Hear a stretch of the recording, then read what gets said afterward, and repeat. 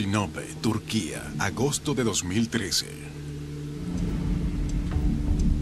Al excavar en el lugar de una iglesia del siglo VII, arqueólogos descubren un objeto asombroso.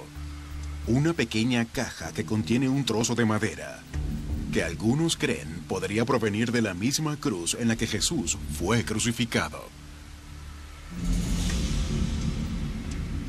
Según relatos históricos antiguos, los restos de la llamada cruz verdadera fueron descubiertos en Jerusalén en el año 326 de nuestra era, por Helena Augusta, la madre del emperador Constantino el Grande. La madre de Constantino era una devota cristiana, y uno de los lugares que creyó haber descubierto fue el lugar donde Jesús fue crucificado. Mientras excavaba, halló un trozo de lo que creyó era la auténtica cruz de Jesús. Se la llevó de vuelta a Constantino en Constantinopla. En esta leyenda, trozos de la cruz fueron distribuidos a iglesias por toda Constantinopla, en lo que hoy es Estambul, Turquía.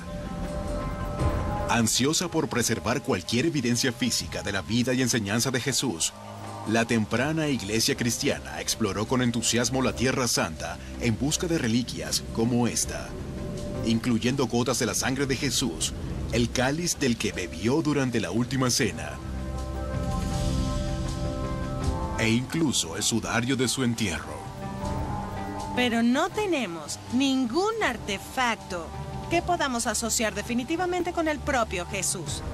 El Santo Grial, la copa de la que bebió en la última cena, la ropa que vistió o algo como eso. De hecho, podríamos tener una copa de la que bebió Jesús, pero nunca lo sabríamos. Pero objetos como estos también validaban la importancia de la Tierra Santa como el epicentro de la adoración cristiana. Fue aquí, según el Nuevo Testamento, donde nació Jesús, donde caminó, donde fue bautizado y donde fue ejecutado. Pero de todos los lugares asociados con Jesús, tal vez ninguno sea más importante ni más sagrado que Jerusalén. Criado en Jerusalén. Jesús fue criado en Jerusalén. Ascendió desde Jerusalén. Jerusalén fue el centro de la cristiandad temprana por siglos, así que podría decirse que existe una atracción gravitatoria de la fe cristiana hacia la ciudad de Jerusalén. Así que, para la cristiandad, Jerusalén se convierte en una especie de ombligo del mundo, un espacio sagrado desde donde el Espíritu de Dios fluye a toda la humanidad. Según los 4 evangelios del Nuevo Testamento, Jesús fue crucificado en una colina llamada Calvario, conocida en la Biblia como Gólgota, en las afueras de la ciudad amurallada de la vieja Jerusalén. Y fue aquí, en el año 326, donde el emperador Constantino construyó la iglesia del Santo Sepulcro, después que su madre descubriera la llamada Cruz Verdadera. La iglesia del Santo Sepulcro es considerada el lugar más sagrado de la cristiandad, pues está ubicada en el sitio donde se cree que Jesús fue crucificado, enterrado y desde entonces se levantó de entre los muertos.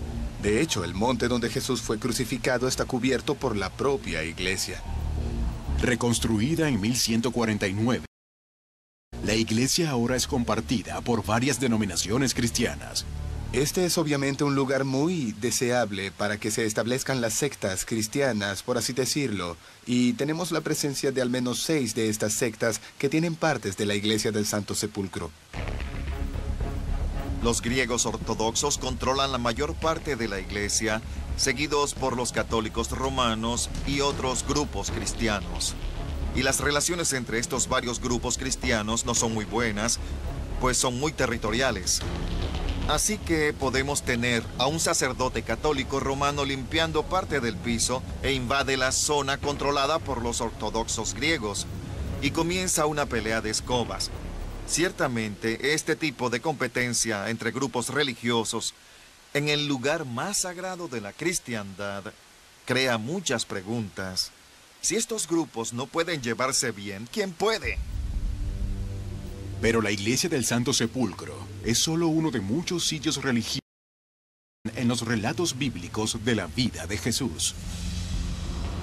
ubicada en una colina que una vez estuvo cubierta por olivos.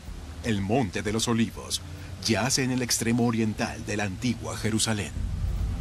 Según el libro de los Hechos de los Apóstoles del Nuevo Testamento, fue aquí desde donde Jesús ascendió al cielo, y muchos fieles cristianos creen que también será aquí donde Jesús aparecerá cuando regrese, el día del juicio. Si observas Jerusalén, hay toda una colina de tumbas en el Monte de los Olivos y en las afueras de Jerusalén, pues existe una creencia ortodoxa de que cuando llegue el Mesías irá allí primero, así que las personas enterradas allí saldrán de sus tumbas. Y eso de hecho aparece en el Evangelio de Mateo.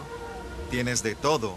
Algunos esperan una muy literal segunda venida de Jesús que regresa al Monte de los Olivos, y algunos que lo ven realmente como un regreso más simbólico, pero es muy difícil unificar estos diferentes puntos de vista.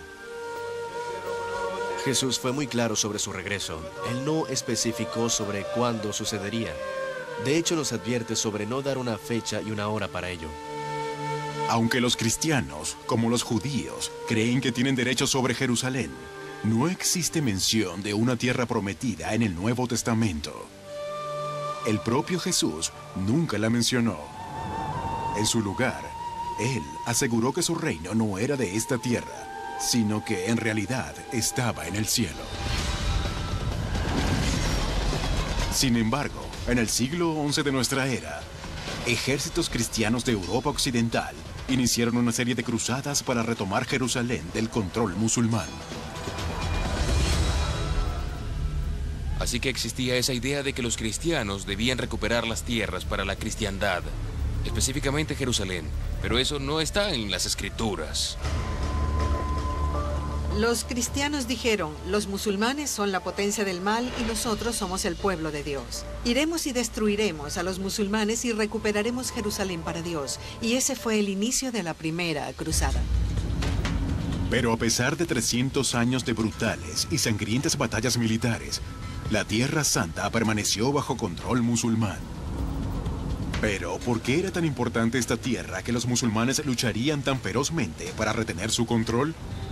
En especial, si la Meca, en Arabia Saudita, es su lugar más sagrado. La respuesta podría hallarse en las páginas de la Biblia.